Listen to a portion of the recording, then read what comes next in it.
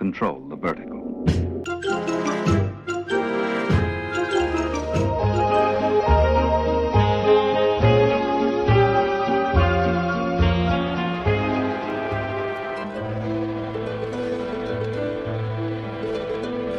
Welcome to Anthologic, the TV anthology podcast. I am your host, Mark.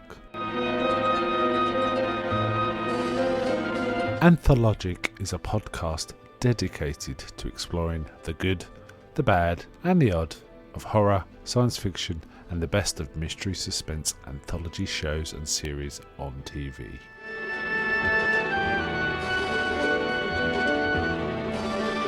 Join me as we slip through the cracks of reality to approach the extremes of experience, where we can peruse the stories and art of a sinister fairground of strange and wonderful rides. And now we go on to the show that is the focus of this particular episode.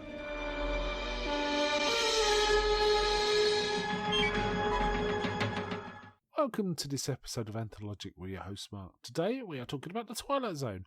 We are covering Season 1, Episode 25, People Are Alike All Over. So this one was teleplay was by Rod Serling, but it was based on an original story by Paul W. Fairman, which was originally called Brothers Beyond the Void. Brothers Beyond the Void. Which appeared in a few written magazine doing called Fantastic Adventures, and then an anthology collection called Worlds of Tomorrow, published by August Derleth. So it's kind of was I believe a famous story at the time, but it was adapted to be slightly different. In this one, we basically see two astronauts, one a civilian, one a trained astronaut, heading off to Mars. And we find out the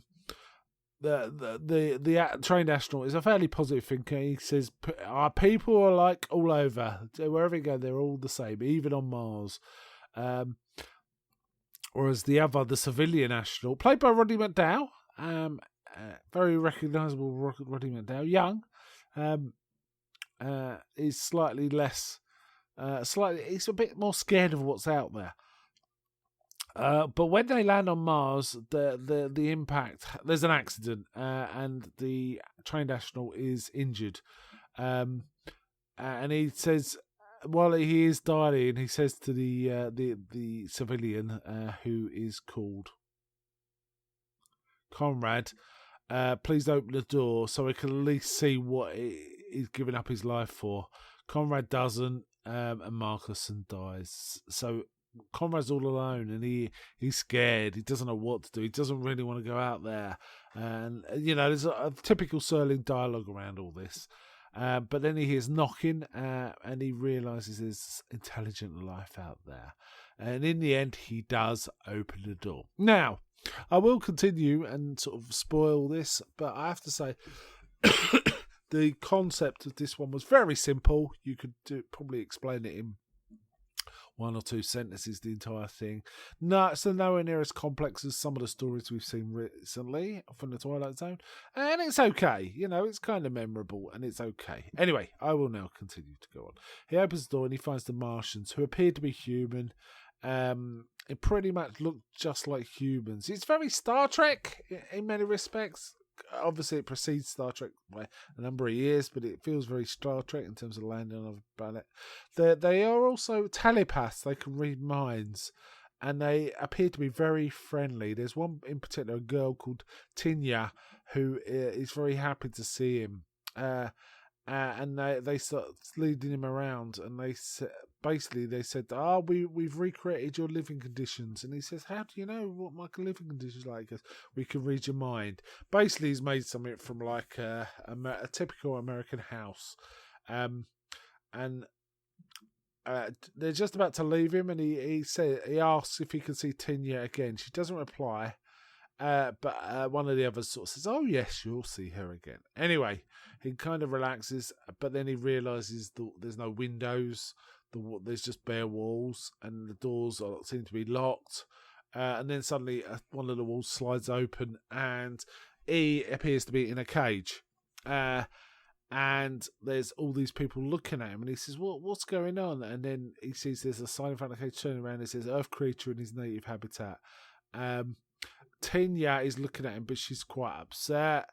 And then he says, Marcuson, the name of the other restaurant, Marcuson, you were right, people are alike everywhere. It's kind of that. Now, this is interesting. There's one scene I didn't actually describe right at the beginning. The two of them got their final night on Earth, and they're just looking up at the rocket, and they're sort of lamenting, maybe we should get out having fun, but here we are, we're looking at this rocket. But they are behind a fence, so it kind of is a presage of being caged at the end of the episode. So there is that. Yeah, so very simple episode. I have to mention Tinya was played by Susan Oliver, and I did recognise her.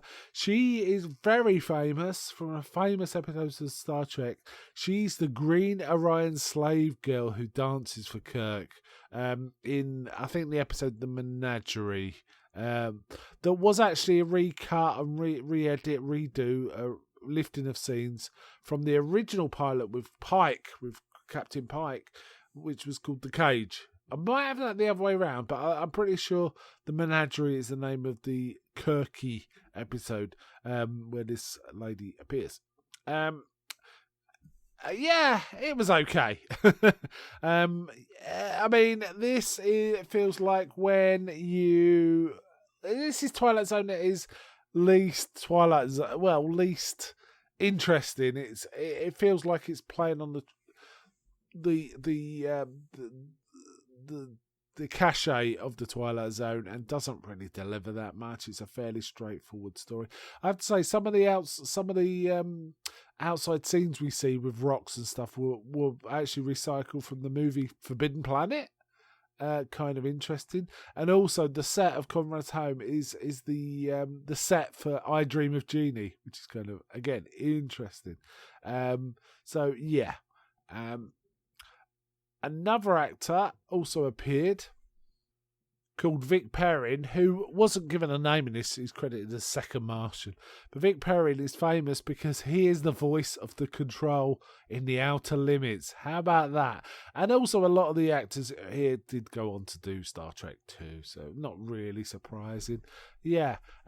So, yeah, the story is Caging the Humans by an alien race. We're becoming part of a zoo. I mean, this kind of thing has been riffed and made comedy of in things like Futurama. So it's kind of a sci-fi trope, you know, humans being finding themselves caged. And indeed, that's what The Menagerie is about, funny when you think about it. So there is stuff like that. So, yeah, it was okay. I don't think there's much more to say. It was good to see Roddy McDowall in this. It was kind of fun. You know, Roddy McDowall's sort of anthologic stalwart, him being in the pilot, the very good pilot of Night Gallery, saying Portafoy over and over again. So there is that. Anyway, I think I will want this recording up here. But before I go, may I ask, is anybody out there?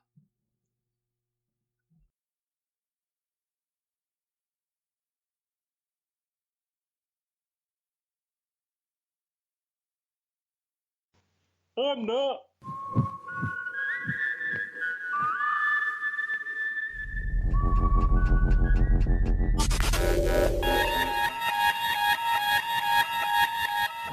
We now return control of your television set to you until next week at this same time, when the control voice will take you to